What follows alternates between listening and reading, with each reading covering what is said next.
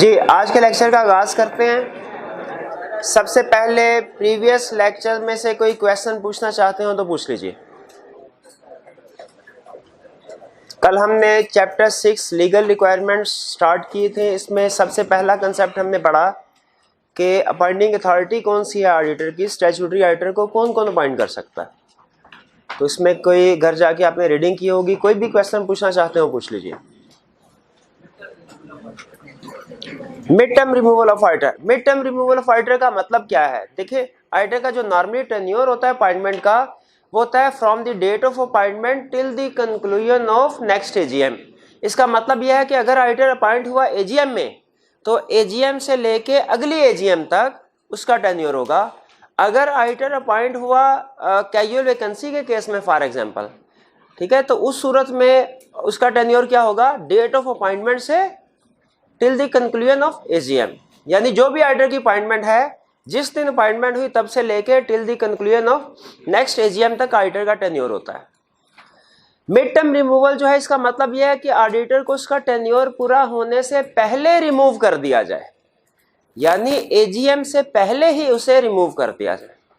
क्या पाकिस्तान में ऑडिटर को उसका टेन्योर पूरा होने से पहले, उसका ऑडिट मुकम्मल होने से पहले, ऑडिट रिपोर्ट इशू करने से पहले क्या उसे रिमूव किया जा सकता है? इसका जवाब यस, किया जा सकता है। इसकी कंडीशंस क्या है कि जब आप रिमूव करेंगे तो स्पेशल रेजोल्यूशन के जरिए से करेंगे।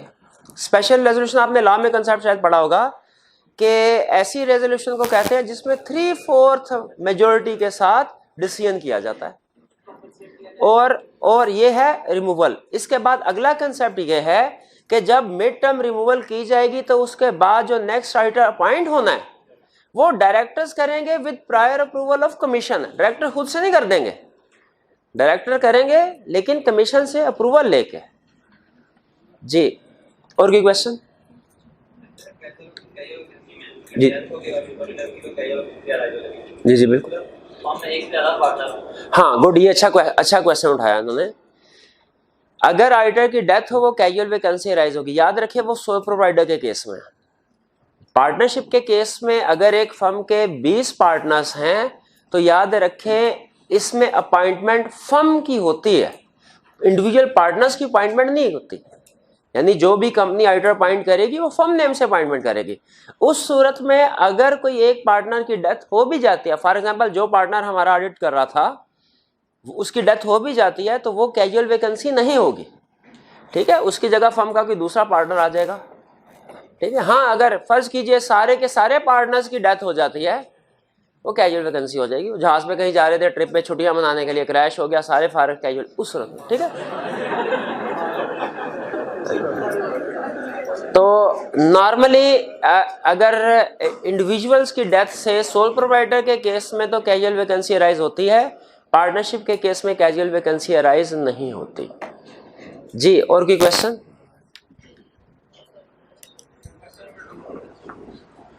Question number 2।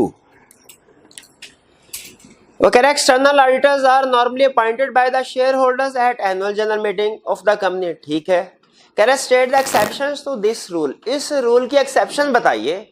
यानी कह रहा है कि नॉर्मली तो शेयर होल्डर्स अपॉइंट करते हैं, बताइए वो कौन सी सिचुएशन है जिसमें अपॉइंटमेंट शेयर होल्डर्स नहीं कोई और लोग करेंगे। तो वो है दो केसेस, एक अपॉइंटमेंट बाय डायरेक्टर्स और दूसरा अपॉइंटमेंट बाय कमीशन। हम अपॉइंटमेंट बाय डायरेक्टर्स लिख के उसके कितने मार्क्स हैं? 3 मार्क्स हैं, 2-3 केस लिख देंगे, और अपॉइंटमेंट बाय कमीशन की हेडिंग दे के 2-3 केस लिख देंगे, ठीक है। अपॉइंटमेंट बाय कमीशन का कोई केस बता दीजिए। नहीं, उन्हें बताने दीजिए जिससे पूछा जी। If first auditor is not appointed by directors within 90 days of incorporation, ठीक है।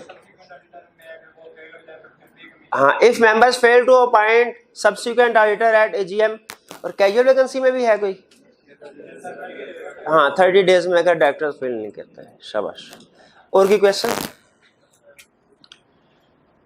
कोई क्वेश्चन नहीं? आज के लेक्चर की तरफ चले, सब समझ आ गया हमें? चलिए,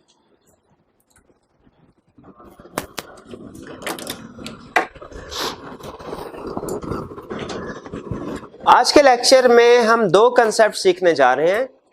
पहला कंसेप्ट हम सीखेंगे procedure for appointment and removal of statutory auditor. याद रखिए जो लर्निंग ऑब्जेक्टिव 1 है उसमें हमने पढ़ा था अपॉइंटिंग अथॉरिटी कि ऑडिटर को अपॉइंट कौन कौन कर सकता है। यहां पे हम पढ़ रहे हैं प्रोसीजर, अथॉरिटी नहीं। यहां पे हम क्या पढ़ रहे हैं, प्रोसीजर क्या होगा स्टैट्यूटरी ऑडिटर की अपॉइंटमेंट का। और दूसरा कंसेप्ट जो हम स्टडी करेंगे वो है rights and duties of statutory auditor, कि स्टैट्यूटरी ऑडिटर के राइट्स और ड्यूटीज क्या हैं, कंपनीज एक्ट के मुताबिक क्या उसके राइट्स और ड्यूटीज हैं। इनमें से जो लर्निंग ऑब्जेक्टिव 2 है एग्जाम पॉइंट ऑफ व्यू से ज्यादा अहम है, तो इसके ऊपर हम ज्यादा फोकस करेंगे। फिर लर्निंग ऑब्जेक्टिव 3 भी जाहिर है अगर अहम नहीं भी है, क्वेश्चन तो सेट हो सकता है क्या, हमारे क्वेश्चन बैंक में भी एक क्वेश्चन है जो कि इस पे बेस कर रहा है, तो इसको भी हम कवर करेंगे। पहले procedure for appointment and removal of statutory auditor. पहली चीज ये ध्यान में रखिएगा, ऑडिटर की अपॉइंटमेंट के बहुत से केसेस हैं, लेकिन जो प्रैक्टिकली सबसे ज्यादा कॉमन केस है वो है ऑडिटर्स की अपॉइंटमेंट एट एजीएम, यानी सब्सिक्वेंट ऑडिटर की appointment at AGM. More than 90% cases में जो ऑडिटर की स्टैट्यूटरी ऑडिटर की अपॉइंटमेंट होती है वो एजीएम में होती है। तो हम जो प्रोसीजर ये डिस्कस करने जा रहे हैं वो एजीएम में जो ऑडिटर की अपॉइंटमेंट होगी यानी सब्सिक्वेंट ऑडिटर की, उसका प्रोसीजर स्टडी करने जा रहे हैं। कैजुअल वैकेंसी फिल कैसे होगी उसका प्रोसीजर हमारे सिलेबस में नहीं है। कमीशन कैसे फिल अपॉइंट करेगा ऑडिटर को उसका प्रोसीजर हमारे सिलेबस में नहीं है। हमारे सिलेबस में कौन सा प्रोसीजर है कि मेंबर्स सब्सिक्वेंट ऑडिटर की अपॉइंटमेंट एजीएम में कैसे करेंगे उसका क्या प्रोसीजर है, क्योंकि प्रैक्टिस में कॉमनली यही प्रोसीजर जो है वो चलता है। फिर दूसरी चीज नोट करने वाली ये है, वो कह रहा है प्रोसीजर है फॉर अपॉइंटमेंट एंड रिमूवल, दोनों के लिए सेम प्रोसीजर है। यानी एग्जाम में अगर क्वेश्चन पूछे कि बताइए procedure for appointment of statutory auditor या पूछे procedure for removal of statutory auditor, तो याद रखें दोनों सूरतों में प्रोसीजर सेम होगा, इसलिए कि जिस प्रोसीजर से नया ऑडिटर आता है एग्जैक्टली उसी प्रोसीजर से पुराना ऑडिटर जाता है। तो प्रोसीजर फॉर अपॉइंटमेंट या प्रोसीजर फॉर रिमूवल ये एक ही चीज है। तो स्टार्ट करें कंसेप्ट। सबसे पहले वो कहता है कि जब एजीएम होने लगेगी उससे पहले डायरेक्टर्स डिसाइड करेंगे हमने किसको नॉमिनेट करना है, रिकमेंड करना है एज ऑडिटर। लॉ ने डायरेक्टर्स की जिम्मेदारी लगाई है कि आपने एक बंदे को नॉमिनेट जरूर करना है, मेंबर्स को रिकमेंड करना है कि सर हमारे ख्याल में ये पर्सन सूटेबल है, नेक्स्ट टर्म के लिए इस पर्सन को अपॉइंट किया जाए। ये नॉमिनेशन देंगे, कौन देंगे, डायरेक्टर। याद रखिए ये नॉमिनेशन है या रिकमेंडेशन है, अपॉइंटमेंट नहीं है, अपॉइंटमेंट नहीं है। ठीक है, जिस तरह बात का कुछ कंपटीशन होते हैं ना तो उसमें 4-5 कैंडिडेट्स होते हैं जिनको नॉमिनेट किया जाता है, ठीक है, लेकिन सक्सेसफुल उनमें से एक ही होता है जिसको अवार्ड वगैरह दिया जाता है। एग्जैक्टली उसी तरह यहाँ पे डायरेक्टर्स नॉमिनेशन कर रहे हैं, रिकमेंडेशन कर रहे हैं, अपॉइंटमेंट नहीं कर रहे, क्योंकि हमें पता है अपॉइंटमेंट तो मेंबर्स ने करने हैं, तो वो अपना एक मशवरा दे रहे हैं, फैसला मेंबर्स ने करना है। लेकिन जरूरी है कि डायरेक्टर्स जो रिकमेंडेशन दे रहे हैं ये उस किसी भी बंदे को नॉमिनेट करने से पहले उस बंदे से जरूर पूछ लें कि भैया आप इस कंपनी के ऑडिटर अपॉइंट होना चाह रहे हैं कि नहीं होना चाह रहे। कंसेंट जरूर ऑब्टेन करनी चाहिए उस पर्सन के जिसको नॉमिनेट किया जा रहा है। अगर वो कंसेंट दे दे फिर उसको नॉमिनेट करेंगे, अगर वो कहे नहीं भैया मैंने अपॉइंट नहीं होना तो फिर नॉमिनेट नहीं करेंगे। अब ये जब किसी से कंसेंट ली जाती है उस वक्त वो auditor acceptance and continuous procedure perform करता है, जो हमने चैप्टर 5 में पढ़े थे। वो अपने acceptance and continuous procedure perform करके अगर यस कर देता है तो फिर हम आगे चलाएंगे कहानी, अगर नो कर देता है तो डायरेक्टर किसी और पर्सन को देख लेंगे अपॉइंट करने के लिए। तो नॉमिनेशन के लिए सबसे पहले कंसेंट ऑफ प्रपोज्ड ऑडिटर जरूरी है। कंसेंट के बाद फिर नोटिस भेजना है मेंबर्स को और रिटायरिंग ऑडिटर को। नोटिस किसको भेजना है, मेंबर्स को भी और रिटायरिंग ऑडिटर्स को भी। कब नोटिस भेजना है, एजीएम के नोटिस के साथ, ताकि सबको पता चल जाए कि सर ये हमारी नॉमिनेशन है हमारी तरफ से। डायरेक्टर्स ने रिकमेंडेशन लाजमी देनी है। रिकमेंडेशन के लिए कंडीशंस क्या है, पहली कंडीशंस क्या है, कंसेंट ऑब्टेन की जाए प्रपोज्ड ऑडिटर से। दूसरी कंडीशन क्या है, नोटिस भेजा जाए एजीएम के नोटिस के साथ। और आपको पता है एजीएम का नोटिस 21 दिन पहले भेजा जाता है। किस किस को भेजा जाए, मेंबर्स को भी, रिटायरिंग ऑडिटर। ठीक है, क्योंकि रिटायरिंग ऑडिटर का भी राइट है कि वो एजीएम अटेंड करे। उसको पता चल जाएगा रिटायरिंग ऑडिटर को कि जी मुझे चेंज करने के लिए अब नॉमिनेट किया गया किसी और को। हाँ, इसमें ये चीज भी ध्यान में रखिए, अगर डायरेक्टर्स मुनासिब समझते हैं कि एग्जिस्टिंग ऑडिटर को ही रीअपॉइंट होना चाहिए, वो एग्जिस्टिंग ऑडिटर ही की नॉमिनेशन दोबारा दे देंगे, ये भी पॉसिबल है। लेकिन कंडीशन फिर भी वही है, भाई एग्जिस्टिंग ऑडिटर से भी तो पूछना चाहिए कि भैया आप तैयार हैं कि नहीं अगले साल के लिए। हो सकता है साल के दौरान में कुछ उसके मसले मसाइल हो मैनेजमेंट के साथ, कोई डिसएग्रीमेंट की वजह से, स्कोप लिमिटेशन की वजह से, जिसकी वजह से वो विलिंग फॉर रीअपॉइंटमेंट ना हो। इसीलिए आप डायरेक्टर एग्जिस्टिंग ऑडिटर को भी नॉमिनेट कर सकते हैं नेक्स्ट टर्म के लिए, किसी नए ऑडिटर को भी नॉमिनेट कर सकते हैं। दोनों सूरतों में उन्हें कंसेंट ऑब्टेन करनी चाहिए प्रपोज ऑडिटर की, जिसको नेक्स्ट टर्म के लिए प्रपोज कर रहे हैं, और फिर उसका नोटिस सेंड करना चाहिए। पहला स्टेप क्लियर हो गया, नॉमिनेशन बाय डायरेक्टर्स। चलिए, डायरेक्टर्स ने तो नॉमिनेशन सेंड कर दी, अब बताइए क्या मेंबर्स की तरफ से भी कोई नॉमिनेशन आनी चाहिए कि नहीं आनी चाहिए? बिल्कुल, बल्कि मेंबर्स का तो ये राइट है कि अगर वो चाहते हैं कि ऑडिटर अपॉइंट करना चाहिए हमें कोई डिफरेंट ऑडिटर, तो उनके पास तो जरूर ये राइट होना चाहिए, लाने दिया भी है। वो कहता है मेंबर्स भी रिकमेंडेशन या नॉमिनेशन दे सकते हैं किसी भी पर्सन की। फॉर एग्जांपल डायरेक्टर्स ने कहा एबीसी की नॉमिनेशन, मेंबर्स कह सकते हैं सर डीईएफ, कुछ मेंबर कह सकते हैं डीईएफ को नॉमिनेट किया जाए, कुछ डायरेक्टर कह सकते हैं जीएचआई को किया जाए, कुछ मेंबर्स कह सकते हैं जीएचआई को किया जाए। मेंबर्स की तरफ से जो नॉमिनेशन होगी, याद रखिए उसमें रिक्वायरमेंट ये है कि जो मेंबर नॉमिनेशन कर रहा है किसी भी पर्सन को, उसके पास 10% शेयर्स होने चाहिए कंपनी के, कम से कम। ये नहीं कि आप किसी कंपनी का एक शेयर खरीद लें और ऑडिटर नॉमिनेट करते जाए, ऐसा नहीं होगा। अगर मेंबर्स किसी भी पर्सन को ऑडिटर नॉमिनेट करना चाहते हैं, कितने % शेयर्स होने चाहिए कम, इंडिविजुअली या इन एग्रीगेट? यानी अगर मेरे अकेले के पास 11% शेयर्स है, मैं अकेला नॉमिनेट कर सकता हूं किसी भी फर्म को। अगर मेरे पास 7% है, दूसरे शेयर होल्डर के पास 6% है, हम दोनों मिलकर नॉमिनेशन कर सकते हैं। लेकिन कितने % शेयर होना चाहिए कम से कम? 10%। जिसके पास में इंडिविजुअली एग्रीगेट 10% है, वो किसी भी फर्म को नॉमिनेट कर सकता है। फिर अगेन अब देखिए, जिस तरह डायरेक्टर्स ने जब नॉमिनेट किया था, तो जिस पर्सन को नॉमिनेट किया था क्या उसकी कंसेंट ऑब्टेन की थी? क्या मेंबर्स को भी नॉमिनेशन से पहले कंसेंट ऑब्टेन करनी चाहिए? बिल्कुल करनी चाहिए। क्या डायरेक्टर ने जब कंसेंट ले ली थी, इसके बाद कम्युनिकेट किया था, इन्फॉर्म किया था बाकी लोगों को? बिल्कुल। तो अगर शेयर होल्डर्स ने भी नॉमिनेट किया है किसी को एज ऑडिटर, तो शेयर होल्डर्स, एक पहली कंडीशन क्या, उनके पास 10% शेयर्स होने चाहिए। दूसरी कंडीशन क्या है, उनकी कंसेंट ऑब्टेन करनी है। तीसरी कंडीशन क्या है कि वो शेयर होल्डर्स कंपनी को इन्फॉर्म करेंगे एजीएम से 7 दिन पहले, कम से कम 7 दिन पहले आपने कंपनी को इन्फॉर्म करना है कि हमारी तरफ से ये ऑडिटर प्रपोज है। इससे ज्यादा टाइम नहीं लगाना, ये ना 2 दिन पहले पहुंच जाए आप। कम से कम 7 दिन पहले हमने नॉमिनेशन सेंड करनी है मेंबर्स ने, किसको? कंपनी को। और कंपनी फिर क्या करेगी? कंपनी उस नॉमिनेशन को एक तो रिटायरिंग ऑडिटर को सेंड करेगी, और फिर दूसरा अपनी वेबसाइट पे भी पोस्ट करेगी, अपनी वेबसाइट पे भी पोस्ट करेगी कंपनी। प्रोसीजर समझ आ रहा है? फिर सुन लें, जब कभी ऑडिटर की अपॉइंटमेंट होने लगेगी, पहला रूल क्या है, पहला स्टेप क्या है, डायरेक्टर्स की तरफ से नॉमिनेशन होगी। इसकी 2 कंडीशंस हैं।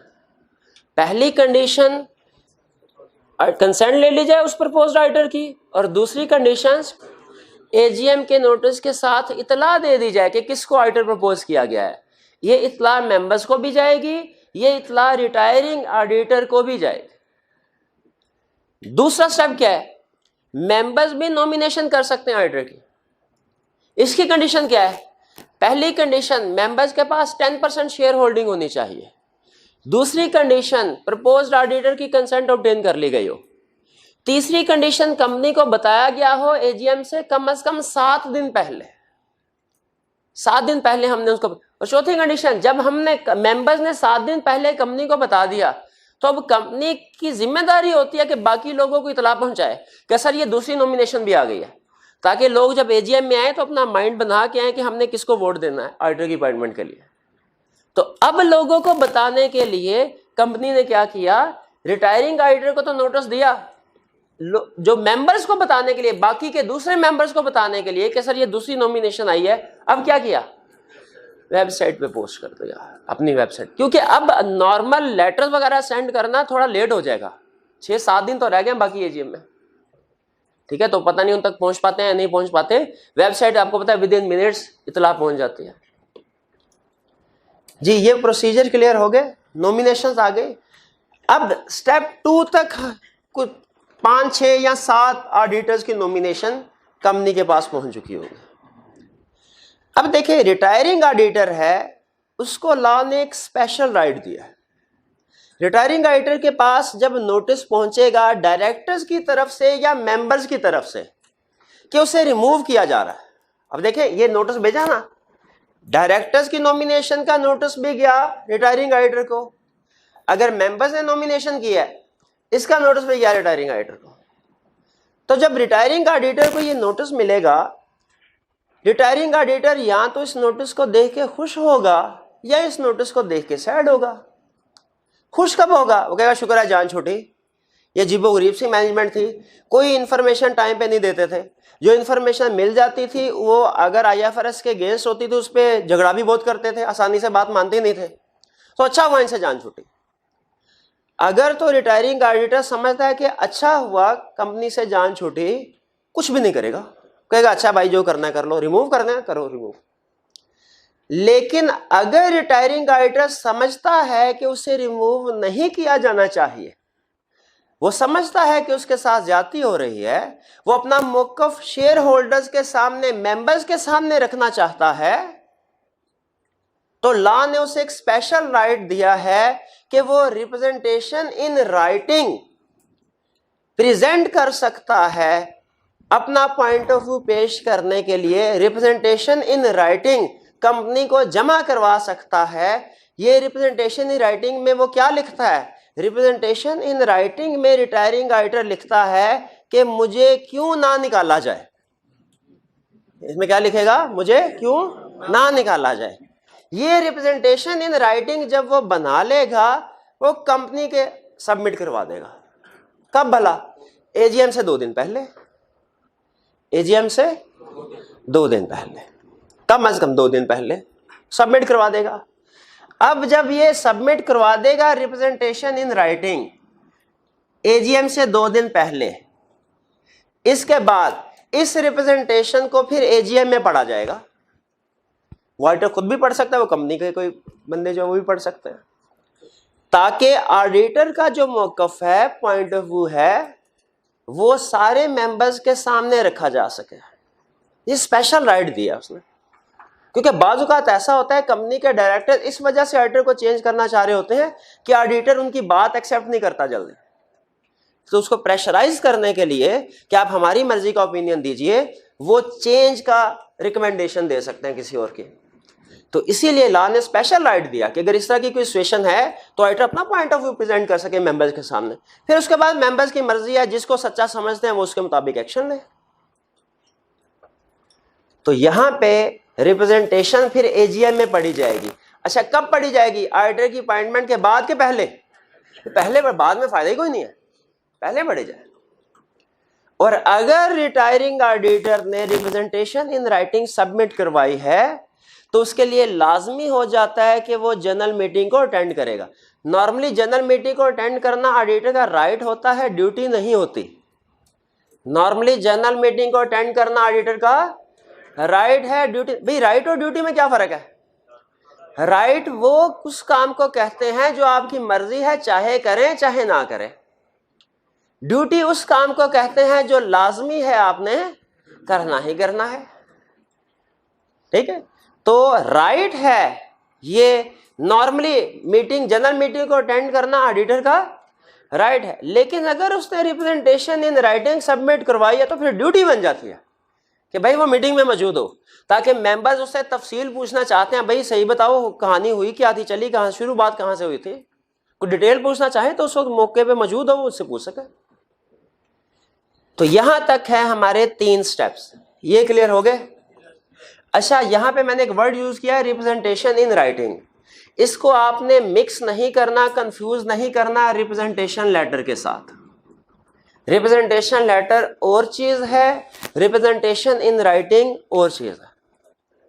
रिप्रेजेंटेशन लेटर तो हमें मैनेजमेंट डायरेक्टर्स प्रोवाइड करते हैं ना at the end of the audit, जबकि representation in writing auditor provide कर रहा है मेंबर्स को अपॉइंटमेंट से पहले, ताकि फैक्ट्स सारे के सारे मेंबर्स के सामने मौजूद हो। जी, तो स्टेप्स यहां तक क्लियर हुए आपको। इसके आगे स्टेप्स आसान है, इसीलिए मैं चाह रहा हूं यहां पे रुक के एक दफा क्विक रिवीजन कर लें, फिर आगे चलें। देखें, procedure for appointment of auditor, procedure for removal of statutory auditor एक ही चीज है। स्टेप बाय स्टेप काम करना है हमने, ये प्रोसीजरल लर्निंग ऑब्जेक्टिव है। प्रोसीजरल लर्निंग ऑब्जेक्टिव आसान होते हैं निस्बतन समझना, अगर आप तरतीब से चीजों को लेके चलें तो। सबसे पहले क्या होगा, डायरेक्टर्स ने नॉमिनेट करना है किसी भी पर्सन को एज ऑडिटर।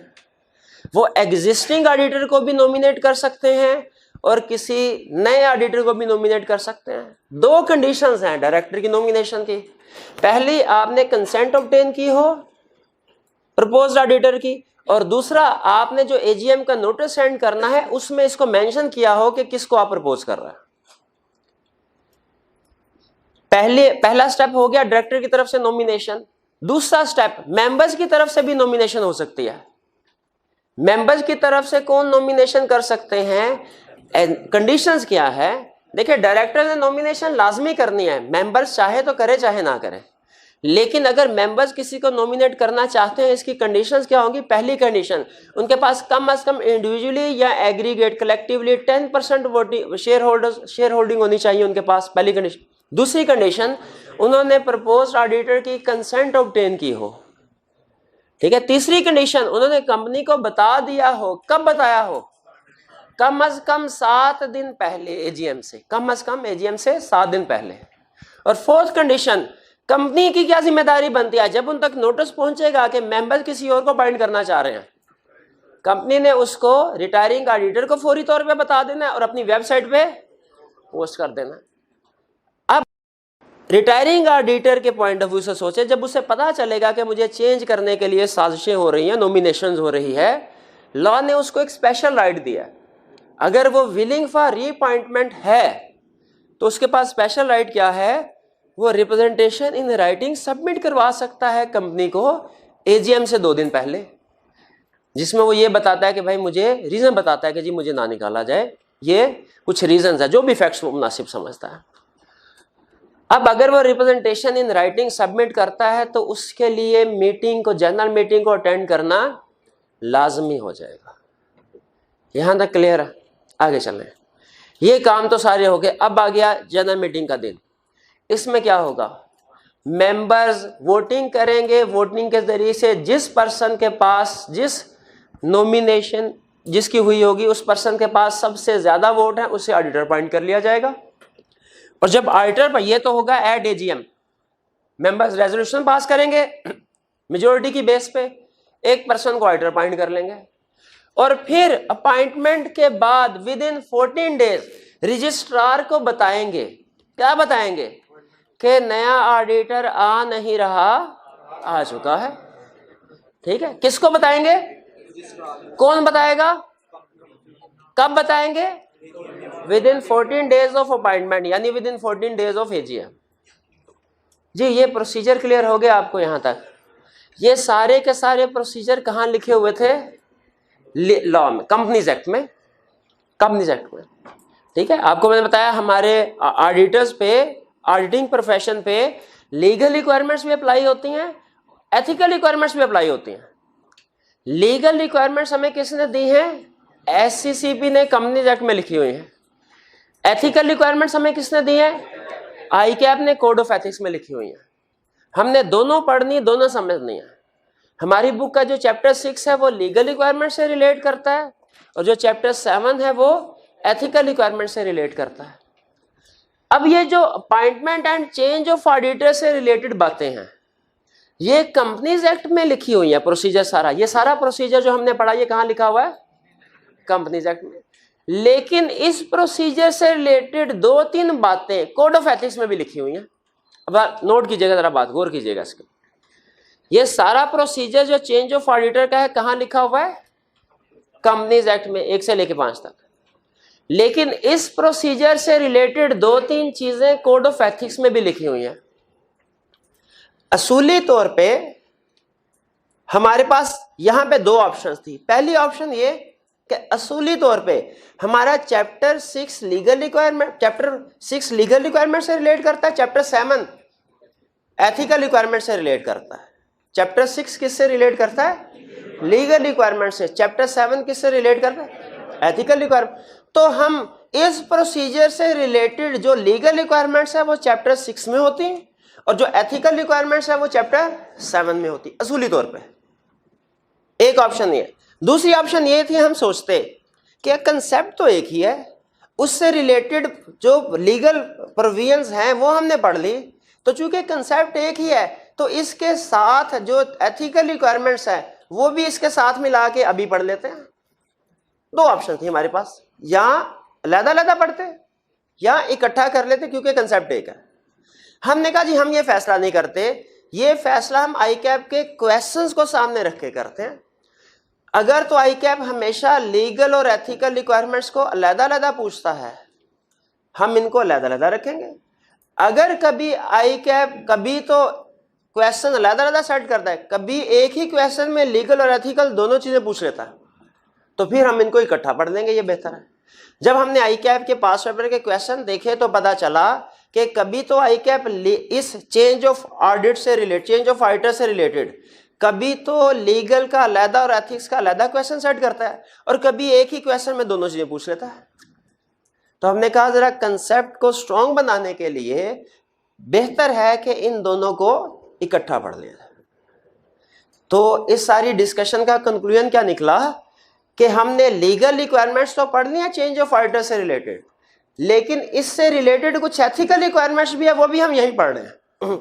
हालांकि असूली तौर पे हमारा चैप्टर 7 है एथिकल रिक्वायरमेंट्स के लिए, लेकिन हम उसको इधर पढ़ें क्योंकि आईकैप कभी मिला के भी क्वेश्चन पूछ लेता है। तो अब हम क्या कंसेप्ट स्टडी करने जा रहे हैं? अगर कभी चेंज ऑफ ऑडिटर का केस हो तो उसमें रिस्पॉन्सिबिलिटीज क्या है, एथिकल रिस्पॉन्सिबिलिटीज क्या है, किसकी? इनकमिंग ऑडिटर की और आउटगोइंग ऑडिटर की, दोनों की एथिकल रिस्पॉन्सिबिलिटीज क्या है।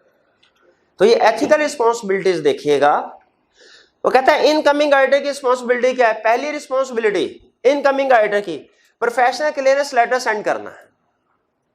क्या रिस्पॉन्सिबिलिटी है? ये तो हमें पता है ना कि हम इनकमिंग ऑडिटर ने हमेशा प्रोफेशनल क्लियरेंस लेटर सेंड करना है। अच्छा, आउटगोइंग ऑडिटर की क्या रिस्पॉन्सिबिलिटी होगी? भाई उसका रिप्लाई करे, सिंपल। अब सुने, अगर आउटगोइंग ऑडिटर ने रिप्रेजेंटेशन इन राइटिंग कंपनी को सबमिट करवाई है तो फिर आउटगोइंग ऑडिटर की रिस्पॉन्सिबिलिटी है कि वो ये रिप्रेजेंटेशन आईकैप को भी सबमिट करवाए। अगर उसने कंपनी को सबमिट करवाई है रिप्रेजेंटेशन इन राइटिंग तो उसकी जिम्मेदारी क्या है? आईकैप को भी सबमिट करवाए। किसकी? आउटगोइंग ऑडिटर की। इनकमिंग ऑडिटर की क्या रिस्पॉन्सिबिलिटी है कि अगर आउटगोइंग ऑडिटर ने कोई रिप्रेजेंटेशन इन राइटिंग सबमिट करवाई हुई है उसको पढ़े, क्योंकि उसमें कुछ ऐसी इंफॉर्मेशन हो सकती है जो उसके ऑडिट में या एक्सेप्टेंस के डिसीजन में काम आए। भी रिस्पॉन्सिबिलिटी समझ आ रही है? इनकमिंग और आउटगोइंग की इंटरलिंक्ड है। इनकमिंग की रिस्पॉन्सिबिलिटी क्या है? कंफर्मेशन लेटर सेंड करना है। इससे रिलेटेड आउटगोइंग की क्या रिस्पॉन्सिबिलिटी है? रिप्लाई करना। आउटगोइंग ऑडिटर की रिस्पॉन्सिबिलिटी है कि अगर उसने रिप्रेजेंटेशन इन राइटिंग सबमिट किया है कंपनी को तो वो आईकैप को भी जमा करवाए। ठीक है, कंपनी को रिप्रेजेंटेशन इन राइटिंग सबमिट करवाना उसका राइट है, लेकिन अगर कंपनी को जमा करवाई तो फिर आईकैप को भी जमा करवानी है रिप्रेजेंटेशन, ये उसकी रिस्पॉन्सिबिलिटी है। तो इनकमिंग ऑडिटर की इससे रिलेटेड क्या रिस्पॉन्सिबिलिटी होगी कि उसको रीड कर ले। ये 2 पॉइंट समझ आ गए। तीसरा पॉइंट रिलेट करता है मिड टर्म रिमूवल से। अगर ऑडिटर को, एग्जिस्टिंग ऑडिटर को उसका टेन्योर पूरा होने से पहले रिमूव कर दिया गया, एग्जिस्टिंग ऑडिटर को उसका टेन्योर पूरा होने से पहले रिमूव कर दिया गया है, तो एग्जिस्टिंग ऑडिटर की रिस्पॉन्सिबिलिटी है, जो रिटायर मतलब जिसको रिमूव कर दिया गया, कि वो आईकैप को इतला दे, स्टेटमेंट ऑफ फैक्ट आईकैप को जमा करवाए कि सर मुझे ड्यूरिंग ऑडिट, क्योंकि ये नॉर्मल सिचुएशन है, रिमूव कर दिया गया। और इनकमिंग ऑडिटर की जो उसकी जगह पे अपॉइंट किया जा रहा है, उसकी जिम्मेदारी है कि वो आईकैप को कम्युनिकेट करे, सर मुझे ऑफर मिली अपॉइंटमेंट की, और जब तक आईकैप की तरफ से क्लियरेंस ना मिले एक्सेप्ट ना करे इस अपॉइंटमेंट को। आईकैप नॉर्मली 15 दिन में क्लियरेंस दे देता है। अब जहर जहन में रखिए, नॉर्मल जब ऑडिटर रिप्लेस हो रहा होता है ना, आईकैप उसमें नहीं आता, एजीएम में जब चेंज हो रहा होगा ऑडिटर। लेकिन अगर मिड टर्म रिमूवल हो रही है तो आईकैप उसमें आ रहा है। किस लिए? इसलिए कि मिड टर्म रिमूवल में एक तो आईकैप का कंसर्न ये होता है कि मिड टर्म रिमूवल अब नॉर्मल सिचुएशन है, कहीं ऐसा ना हो कि जो सीए फर्म्स हैं उनका आपस में कोई अनड्यू कंपटीशन अराइज हो जाए, एक दूसरे के साथ उनके जो ताल्लुकात हैं वो खराब हो। क्योंकि मैंने आपको बताया था कि हम जो चार्टर्ड अकाउंटेंट्स होते हैं, सीए फर्म्स होते हैं, एक दूसरे के कंपेटिटर नहीं होते, पेडी भाई होते हैं। तो इस रिलेशनशिप को बचाने के लिए आईकैप दरमियान में आता है कि किसी ऑडिटर के साथ जाती ना हो रही हो।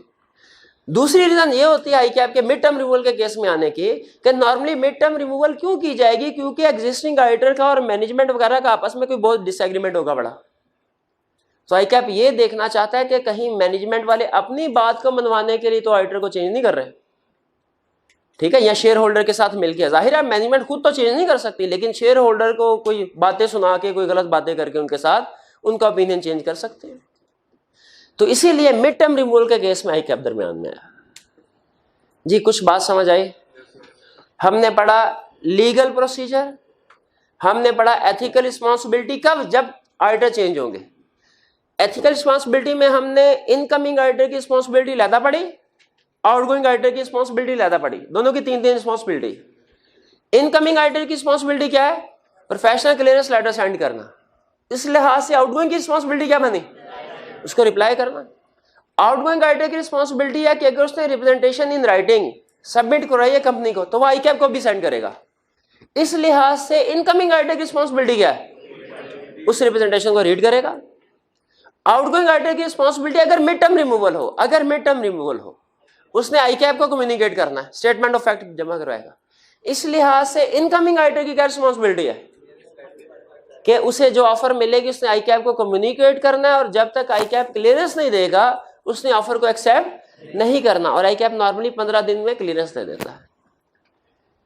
जी ये था हमारा लर्निंग ऑब्जेक्टिव 2। यहां तक बात समझ आ गई? जी चलिए, अब आपको 5 मिनट का टाइम दिया जा रहा है, इसकी रीडिंग कीजिए, इसके बाद आपको एग्जाम टिप बताऊंगा इसकी क्या, रीडिंग कर लीजिए इसकी।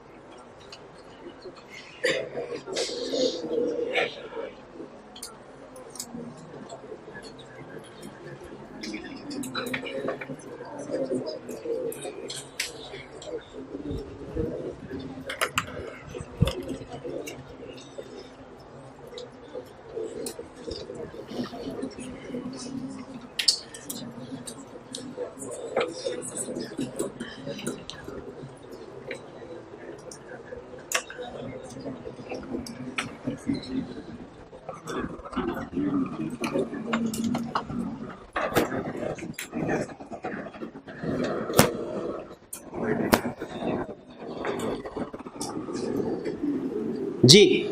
कोई क्वेश्चन पूछना चाहते हो तो पूछ लीजिए। हाँ, 0.5 और 6, इसमें से 0.5 को कट कर दीजिए, ये डुप्लीकेट हो गया। ठीक है, 0.5 और 6 एक ही चीज का जिक्र कर रहे हैं, इसमें 0.5 जो है इसको डिलीट कर दीजिए। जी, और कोई क्वेश्चन? जी मेरे भाई, देखिए एक ऑडिटर कितनी दफा दोबारा अपॉइंट हो सकता है, इसका जिक्र कंपनीज एक्ट में हमें नहीं मिलता। ठीक है, नॉर्मल रूल ये है कि एक ऑडिटर 5 दफा अपॉइंट हो सकता है, मतलब कंसेक्टिवली 5 टाइम्स जो है उसको अपॉइंट किया जा सकता है। उसके बाद चूंकि बहुत ज्यादा साल हो जाते हैं तो वो कहते हैं नहीं, इंडिपेंडेंस कंप्रोमाइज होने का खतरा होता है। ठीक है, नॉर्मली ये। बहरहाल इसके बारे में फर्दर डिस्कशन हम कोड ऑफ एथिक्स में पढ़ेंगे। और की क्वेश्चन? जो ऑडिटर है वो कॉन्सेंट देने के बाद रिप्रेजेंटेशन फैसला बदल, बिल्कुल फैसला अपॉइंटमेंट से पहले पहले फैसला बदल सकता है, वो बिल्कुल बदल सकता है उसके बाद शायद। जी,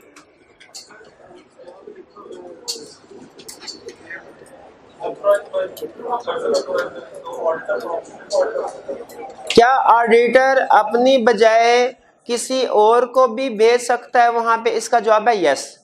प्रैक्टिकली हमारे कुछ पार्टनर्स होते थे, अगर वो बिजी होते, जिस दिन एजीएम में उस दिन बिजी होते थे किसी काम के सिलसिले में, तो वो हमारी टीम में से सीनियर को भेज दिया करते थे या मैनेजर को भेज दिया करते हैं कि आप जाके रिप्रेजेंट करें।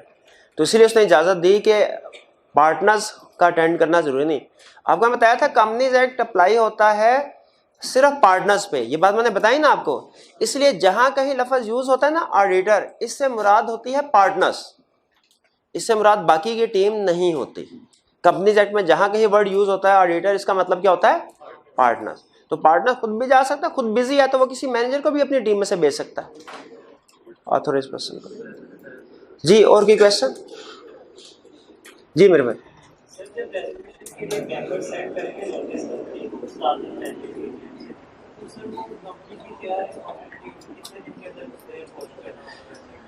देखिए वो इमीडिएटली करना था। कंपनी को जब नोटिस मिला ना, कंपनी को जब देखिए यहाँ पे इस पॉइंट पे आके मेंबर्स ने अपना काम कर दिया, जो कुछ करना था उन्होंने कंपनी को बता दिया 7 दिन पहले कि सर हम इसको नॉमिनेट कर रहे हैं। अब इसके बाद कंपनी क्या करेगी? वो इमीडिएटली, ला कहता है इमीडिएटली दोनों काम करें, रिटायरिंग ऑडिटर को भी नोटिस सेंड कर दें और वेबसाइट पे भी पोस्ट कर दें इमीडिएटली। ठीक है, उन्होंने डेज मेंशन नहीं किए, 1 दिन 2 दिन 4 दिन, उन्होंने कहा भाई उसी वक्त करते हैं, एज सून एज पॉसिबल, जिसे हम कहना चाहिए। जी, और कोई क्वेश्चन? और कोई क्वेश्चन नहीं? चलिए अब स्टडी टिप, एग्जाम टिप की तरफ आते हैं। देखें एग्जाम टिप में एक चीज मैं आपको बता दूं कि इस कंसेप्ट को वो एग्जाम में कैसे टेस्ट कर सकता है। आपके ख्याल में क्या वो आपको 10 नंबर के साथ क्वेश्चन पूछेगा, बताओ कि procedure for appointment and removal of audit क्या है, ऑडिटर क्या है, ये पूछेगा? नहीं, 9 नंबर के साथ पूछेगा क्या? वो बिल्कुल भी नहीं पूछेगा। आज से कोई 15, 20, 25 साल पहले वो शायद कुछ इस तरह का क्वेश्चन सेट कर दिया करता था। अब वो कभी भी सेट नहीं करेगा इस तरह का क्वेश्चन, बल्कि वो 2-3 मार्क्स के साथ कोई एक स्टेप के ऊपर फोकस करेगा और आपसे वो पूछ लेगा।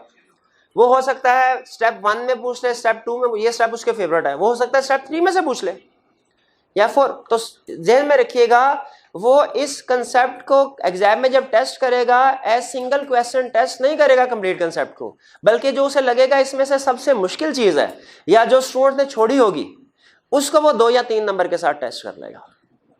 पहली चीज ये। दूसरी चीज, एग्जाम में जब इस कंसेप्ट में से क्वेश्चन सेट करे, आपने 3 चीजों को ध्यान में रखना है। 3 चीजों का पहले फैसला करके फिर क्वेश्चन का आंसर लिखना शुरू करना है, वरना आपका सारे का सारा क्वेश्चन गलत हो सकता है। पहली चीज आपने ये देखनी है कि वो जो क्वेश्चन पूछ रहा है लीगल रिक्वायरमेंट्स में से पूछ रहा है या एथिकल रिक्वायरमेंट्स में से पूछ रहा है। पहली चीज क्या देखनी है? लीगल रिक्वायरमेंट्स में से क्वेश्चन पूछ रहा है या एथिकल रिक्वायरमेंट्स में, कौन सा प्रोसीजर पूछ रहा है। दूसरी चीज आपने देखनी है कि क्या वो इनकमिंग ऑडिटर के पॉइंट ऑफ व्यू से पूछ रहा है या आउटगोइंग के पॉइंट ऑफ व्यू से पूछ रहा है। इनकमिंग के पॉइंट ऑफ व्यू से या, क्योंकि दोनों के प्रोसीजर डिफरेंट है। तीसरी चीज ये जहन में रखनी है, क्या ये नॉर्मल चेंज ऑफ ऑडिटर यानी एजीएम में ऑडिटर चेंज हो रहा है वो केस है या कि मिड टर्म रिमूवल का केस है। इनमें से कोई एक डिसीजन भी आपने गलत कर दिया, आपके सारा का सारा क्वेश्चन गलत हो जाएगा। उसने पूछा लीगल, आपने बता दिया एथिकल। उसने पूछा इनकमिंग का, आपने बता दिया आउटगोइंग का। उसने कहा मिड टर्म रिमूवल में कैसे अपॉइंटमेंट होगी, आपने बता दिया रेगुलर एजीएम में। तो याद रखिए क्वेश्चन गलत, पूरे का पूरा क्वेश्चन गलत हो जाएगा। इसीलिए इन चीजों को ध्यान में रखना है, उसके बाद फिर आपने अपना सोल्यूशन बनाना शुरू करना है। ये बात समझ आइए। चलिए अब प्रैक्टिस के लिए कुछ 2-3 क्वेश्चन पास पेपर के अटेम्प्ट कर लेते हैं। जरा देखिए पेज 56, क्वेश्चन नंबर 5। ये पुराना क्वेश्चन है, इसीलिए प्रोबेबली उसने ज्यादा मार्क्स दिए हैं। वो कह रहा है describe the procedure prescribed in companies at 270 for removal of auditor of listed company. तो ये तो हमने किया ही नहीं रिमूवल, हमने तो अपॉइंटमेंट वाला किया है। तो ये तो आउट ऑफ सिलेबस क्वेश्चन, ये तो सर ने हमें पढ़ाया ही नहीं है। क्या पढ़ा हुआ है? अब भाई जो अपॉइंटमेंट का प्रोसीजर है वही रिमूवल का प्रोसीजर है, वो सारा छाप देंगे हम, ठीक है। लेकिन अब इतने इजी क्वेश्चन इतने ज्यादा मार्क्स के साथ नहीं आते। अब क्या क्वेश्चन आते हैं, क्वेश्चन नंबर 6 की तरफ चलते हैं। पार्ट ए में कह रहे हैं under the companies act 2017 state the procedures to be followed if the board of director decides to recommend the reappointment of existing auditor for the next year. Board of director, अब कौन सा step पूछ रहा है? पहले वाला पूछ रहा है, लेकिन कहानी में ट्विस्ट डालने के लिए उसने एग्जिस्टिंग ऑडिटर रीअपॉइंटमेंट का लफ्ज ऐड। भाई वो सेम ही है भाई, नए बंदे से उसकी मर्जी पूछेंगे अपॉइंट होना है कि नहीं होना, तो एग्जिस्टिंग से नहीं पूछेंगे, सभी पूछेंगे। नए बंदों की इतला पहुंचाएंगे तो एग्जिस्टिंग के भी नोटिस भेजना पड़ेगा। तो पहले वाला तो बता देंगे कि क्या प्रोसीजर है। कंसेंट ऑब्टेन करनी है प्रपोज राइटर की, और क्या करना है? नोटिस भेजना है। किसको भेजना है? मेंबर्स को ना, बस रिटायरिंग राइटर को भी सेंड करना एजीएम के नोटिस के साथ। चलिए ये हो गया ये। इसके बाद 6 का part B, board of directors of alpha limited intends to reappoint the existing auditor for the next year. वो एग्जिस्टिंग ऑडिटर को ही नेक्स्ट ईयर के लिए अपॉइंट करना चाहते हैं। However Javed a shareholder of the company wants to appoint a different auditor. Javed कहता नहीं, मैं किसी और ऑडिटर को अपॉइंट करना चाहता हूं। Required briefly explain the procedure that Javed should follow, also state the responsibilities of the board in this regard. अच्छा ये एक क्वेश्चन है, ये 2 in 1 क्वेश्चन है। ये 2 in 1 3 in 1 पता ना आपका क्वेश्चन 2 in 1। इसमें इसका मतलब है हमने 2 हेडिंग्स बनानी है। Procedure that Javed should follow की हेडिंग अलग होगी और रिस्पॉन्सिबिलिटीज ऑफ बोर्ड की हेडिंग अलग होगी। क्या मिक्स कर दें? मिक्स नहीं करना है, अलग करना चाहिए। अब बताइए स्टेप 1 है, 2 है, 3 है, 4 है, 5 है? स्टेप 2 है। अच्छा स्टेप 2 में जावेद को क्या कुछ करना है? जावेद को क्या कुछ करना है? जावेद को इंश्योर करना है कि मेरे पास 10% शेयर होल्डिंग हो। जावेद को consent of proposed auditor obtain करनी है। जावेद को नोटिस सेंड करना है कंपनी को कम अज कम 7 दिन पहले एजीएम से। और ये काम जावेद ने नहीं करना, ये कंपनी की रिस्पॉन्सिबिलिटी है कि क्या करे, इस नोटिस को रिटायरिंग ऑडिटर को भी भेजे और वेबसाइट पे भी पोस्ट कर दे। कब? इमीडिएटली। भाई क्लियर हो यह बात? ये भी पास पेपर का क्वेश्चन था, ये लेटेस्ट स्प्रिंग 2019 का। अब आते हैं पास पेपर का वो क्वेश्चन जो आईकैप के क्वेश्चन बैंक में भी है, और ये बहुत अच्छा क्वेश्चन है। आईकैप के कुछ क्वेश्चन तो होते हैं फारग होते हैं, खासतौर पे जो एसीसी से उठाए होते हैं, लेकिन कुछ क्वेश्चन बहुत अच्छे हैं। तो ये जो क्वेश्चन नंबर 7 है, मुझे पर्सनली बहुत पसंद है ये क्वेश्चन, तो इसको अभी डिस्कस कर लेते हैं। कहता है योर फर्म इज, ये आईकैप का क्वेश्चन नंबर 144 है। कहता है your firm is the auditor of ABD limited after the acquisition of majority share holding in Hg Motors private limited. ABDL has decided to replace the existing auditor of HGM in the next annual general meeting and has approached you for appointment as HGM's auditor for the next year। भाई हम एक company के auditor थे, उस company ने किसी दूसरी company के शेयर्स खरीद लिए, मेजॉरिटी शेयर होल्डर, तो हम अब वो चाहते हैं कि हम उसकी सब्सिडरी के भी ऑडिटर हम ही बन जाए। तो हम कहेंगे ये तो बहुत अच्छी बात है। तो रिक्वायरमेंट क्या है, प्रॉब्लम क्या है? कह रहे in the light of companies act 2017 explain the procedures to be followed and formalities to be complied with for appointment of your firm as the auditor of HGM। कह रहा है मुझे प्रोसीजर बताओ। अच्छा, प्रोसीजर किसी स्पेसिफिक पार्टी के point of view से पूछ रहा है कि डायरेक्टर क्या करेंगे, शेयर होल्डर्स क्या करेंगे, कि जनरल प्रोसीजर पूछ रहा है कि कोई जो भी प्रोसीजर मुझे बताओ। मेरी रिक्वायरमेंट को गौर से पढ़ के ये डिसाइड कर लें। कहीं ये तो नहीं कह रहा कि मुझे सिर्फ मेंबर्स क्या काम करेंगे ये बताओ, सिर्फ डायरेक्टर्स क्या काम करेंगे ये बताओ। भाई सबके पर तो सारा छाप देंगे, ठीक है प्रोसीजर। अब लेकिन कह रहे हैं also explain the rights of existing auditor in this situation. कह रहा है इस सिचुएशन में जो ऑडिटर के राइट्स हैं वो भी बताए। अच्छा, इस सिचुएशन नॉर्मल राइट्स बताएंगे ऑडिटर के कि इस सिचुएशन में जो राइट्स बनता है। भाई इस सिचुएशन में क्या राइट है ऑडिटर का? शाबाश, मुझे क्यों ना निकाला जाए, right of representation in writing, इसका जिक्र करेंगे। भाई क्वेश्चन समझ आया?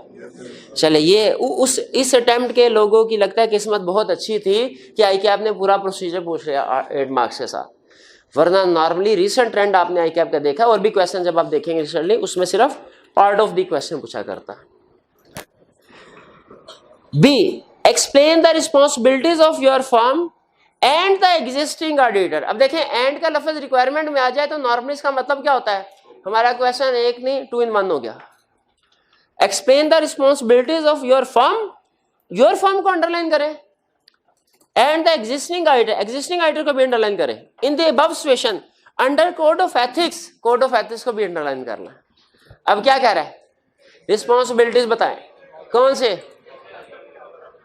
इनकमिंग की बतानी है कि आउटगोइंग की बतानी है? तो हम ये छाप देंगे तीनों के तीनों इधर भी तीनों उधर भी छाप देंगे, ठीक है? ऐसे नहीं होगा मेरे भाई, नहीं छापेंगे। क्यों नहीं छापेंगे? भाई तीसरी वाली यहां पे रेलिवेंट ही नहीं है।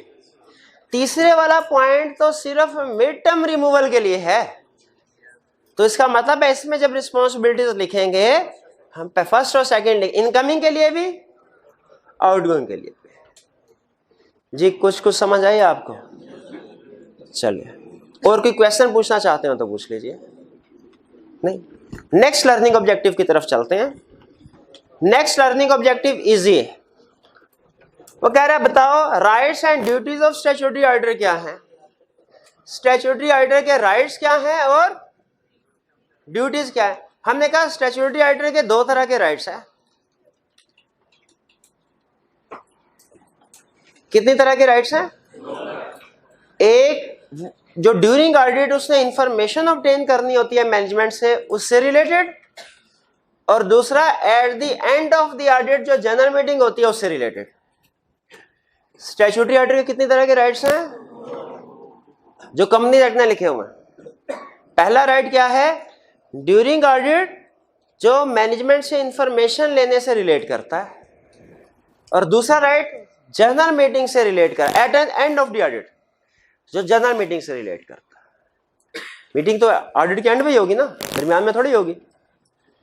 अब इंफॉर्मेशन ऑब्टेन करनी है, इससे रिलेटेड क्या राइट है? वो कहता है access to books of accounts, कि ऑडिटर का ये राइट है उसे बुक्स ऑफ अकाउंट्स प्रोवाइड की जाए। कौन सी बुक्स ऑफ अकाउंट्स? जो रजिस्टर्ड ऑफिस में है या जो ब्रांच में है? वह दोनों की। हमने कहा इसका तो रट्टा लग गया कि इंफॉर्मेशन प्रोवाइड करनी है मैनेजमेंट ने ऑडिटर को बुक्स ऑफ अकाउंट्स की, लेकिन ये बुक्स ऑफ अकाउंट्स क्या होते हैं ये नहीं हमें पता। किसी लेक्चर में सर ने बताया था बुक्स ऑफ अकाउंट्स क्या होते हैं, या नहीं बताया था, किसी और क्लास में बताया होगा, कह दे किसी और क्लास में। जी मेरे भाई बुक्स ऑफ अकाउंट्स क्या होते हैं? साथ ही नीचे सर कर ले, क्यों शर्मिंदा हो जाते हैं भैया आप। ये ब्लू ड्रेस में मेरे भाई, बुक्स ऑफ अकाउंट्स क्या होती हैं? अल्लाह जाने क्या होती हैं सर, मैंने जिंदगी में नहीं देखी कभी। क्या करते हैं यार, सिंपल कंसेप्ट। जी मेरे भाई ये आप सेकंड लास्ट भाई, journal ledger trial, in short journal ledger trial को कहते हैं बुक्स ऑफ अकाउंट्स, और जो उसके आगे इनकम स्टेटमेंट बैलेंस शीट वगैरह होती है 5 चीजें। Financial statements, books of accounts और फाइनेंशियल स्टेटमेंट में फर्क समझ आ गया? तो यहाँ पे ऑडिटर को किस चीज की एक्सेस दी जाएगी? क्योंकि जाहिर है फाइनेंशियल स्टेटमेंट को वेरीफाई करना है, वेरीफाई करने के दौरान में बुक्स ऑफ अकाउंट्स को तो देखना पड़ेगा, उसको बुक्स ऑफ अकाउंट्स की एक्सेस दी जाएगी। और अगर वो उसने बुक्स ऑफ अकाउंट्स को देखे और किसी ट्रांजैक्शन के बारे में इंक्वायरी करना चाहे, इंफॉर्मेशन लेना चाहे, क्या उसका राइट है कि उसे इंफॉर्मेशन दी जाए? और बिल्कुल राइट है। ऑडिटर पता है किस किस से इंफॉर्मेशन ऑब्टेन कर सकता है? कंपनी के किसी भी एम्प्लॉय से, कंपनी के किसी भी, चाहे वो ऑफिसर है चाहे डायरेक्टर है, वो चाहे सीएफओ क्यों ना हो, चीफ एग्जीक्यूटिव क्यों ना हो। हमने जब पूछना होता है, नॉर्मली तो हमें कोई मुंह नहीं लगाता, लेकिन जब हम टीम का हिस्सा बनते हैं, एंगेजमेंट टीम का हिस्सा बनते हैं, तो सीधे जब दिल करता है सीएफओ के रूम में चला जाए, सर ये क्या है, सर वो क्या है, ठीक है, वो भी हमें बता रहा होता है। तो ये राइट हमें किसने दिया? किसने दिया? कंपनीज एक्ट ने दिया कि आप कंपनी के किसी भी एम्प्लॉय से, चाहे वो डायरेक्टर क्यों ना हो, चाहे कोई भी ऑफिसर क्यों ना हो, आप कोई भी इंफॉर्मेशन पूछेंगे वो बताएगा आपको for the purpose of audit. हाँ, ये लिखा हुआ, मैंने कहा जरूरी होता है। फिर इसके बाद एम्प्लॉइज ऑफ सब्सिडरी, अच्छा वो कहता है जिस कंपनी का ऑडिट कर रहे हैं उसके एम्प्लॉय से तो पूछ सकते हैं, उसकी कोई सब्सिडरी कंपनी है उसके एम्प्लॉय से भी आप इंफॉर्मेशन निकलवा सकते हैं। क्यों बोला? सब्सिडरी को क्यों कवर किया? भाई कंसोलिडेशन किसने करनी है? वो भी तो हमने करनी है, तो कंसोलिडेटेड फाइनेंशियल स्टेटमेंट को भी तो वेरीफाई करना होता है। तो इसलिए उसने कहा कंपनी के किसी भी एम्प्लॉय से पूछ सकते हैं, कंपनी की सब्सिडरी से भी पूछ सकते हैं, और अदर पर्सन से भी पूछ सकते हैं। जो अदर कौन? दूसरे लोग जिनके पास कंपनी की बुक्स है।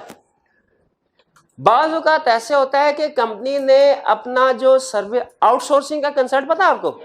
हाँ, कंपनी ने अपनी बुक्स ऑफ अकाउंट्स मेंटेन करने का जो काम है ये आउटसोर्स किया होता है किसी दूसरे लोगों को। अब देखें, असूली तौर पे देखें, वो दूसरे लोग हमारे क्लाइंट नहीं है, हम उनके ऑडिटर नहीं है, लेकिन उनसे इंफॉर्मेशन अगर ऑब्टेन करना चाहें तो भी कर सकते हैं। भाई वो क्यों? क्योंकि जाहिर है हमने जो ऑडिट करना है हमारे क्लाइंट से रिलेटेड बुक्स ऑफ अकाउंट्स उनके पास है। तो अगर हमारी क्लाइंट की बुक्स ऑफ अकाउंट्स कोई और बंदा मेंटेन कर रहा है, क्या उससे इंफॉर्मेशन ऑब्टेन कर सकते हैं? उससे भी कर सकते हैं, तीनों लोगों से, कंपनी के एम्प्लॉय से भी, सब्सिडी के एम्प्लॉय से भी, और अदर जिनके पास बुक्स ऑफ अकाउंट्स होंगी हमारे क्लाइंट की। ये तो हो गए राइट इंफॉर्मेशन निकलवाने के ऑडिट के दौरान में।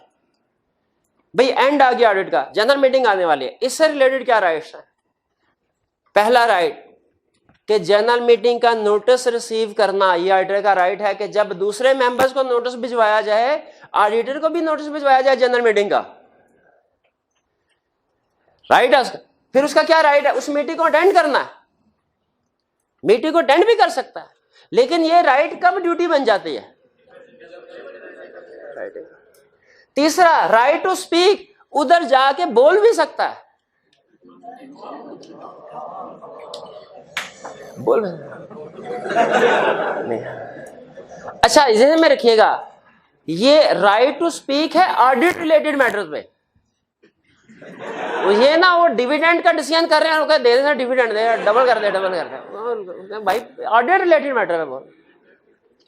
अच्छा, एक मजे की बात बताता हूं आपको। एक जगह मैं वो कमेंट्री पढ़ा था एक जगह पे, यह है राइट। मैंने आपको राइट और ड्यूटी में फर्क बताया।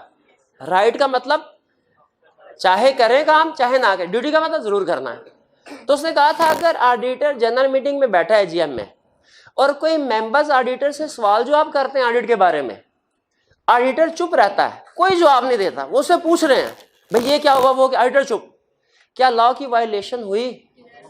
नहीं, उसके लिए जवाब देना लाजमी नहीं है, वो सिर्फ चुप रहेगा, क्योंकि राइट टू स्पीक है, ड्यूटी टू स्पीक नहीं है। वो चुप करके रिपोर्ट की तरफ इशारा करता रहेगा।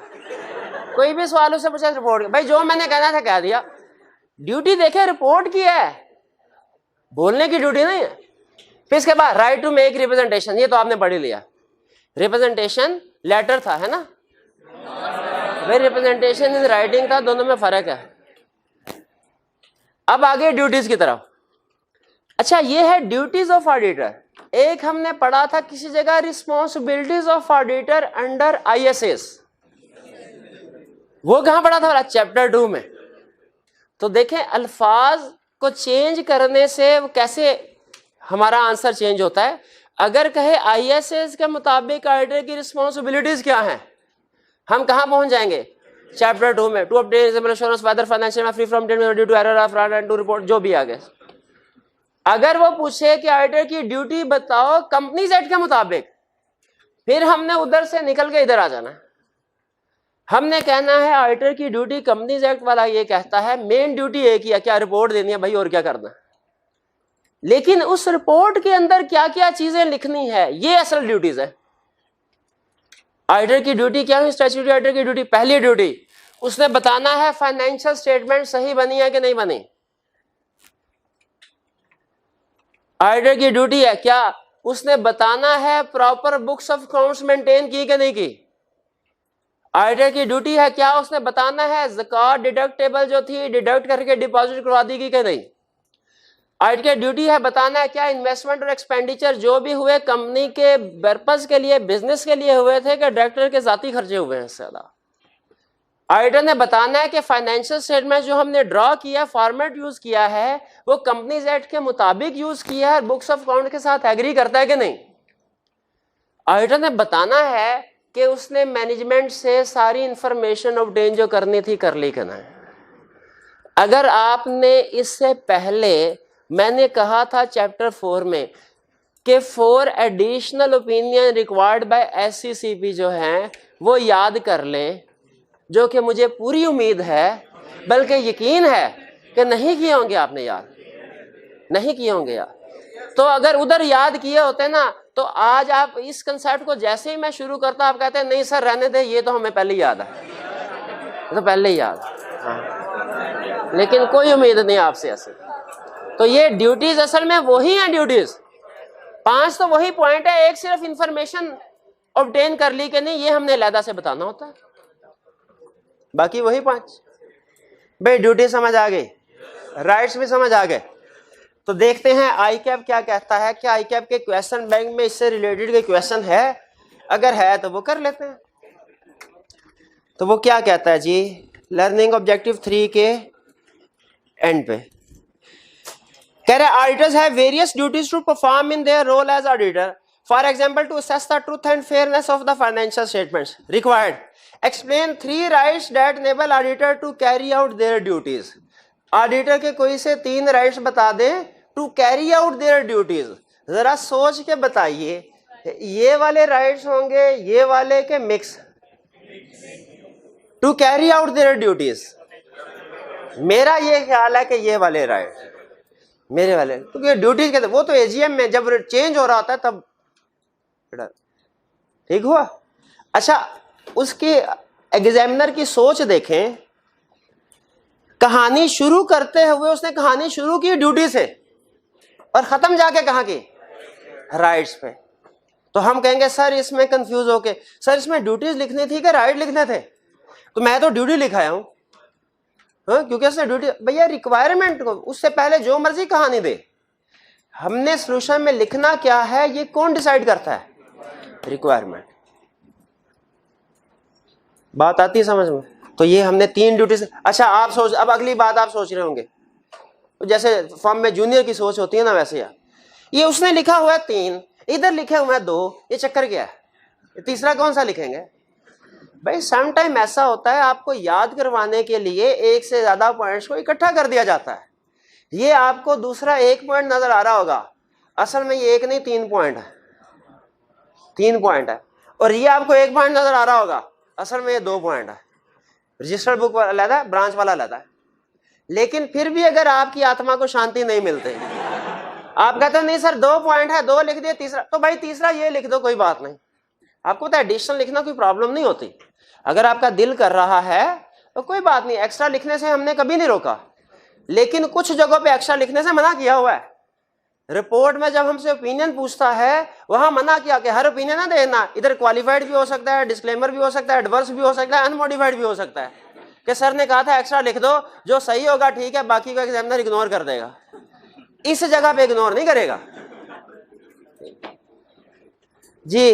क्लियर हो गया आज का लेक्चर, कोई क्वेश्चन तो नहीं है। चलिए आज आपको 2 मिनट जल्दी छुट्टी दे रहा हूं, तो आइंदा कभी अगर 10 मिनट एक्स्ट्रा बैठना पड़े तो आपने चलिए।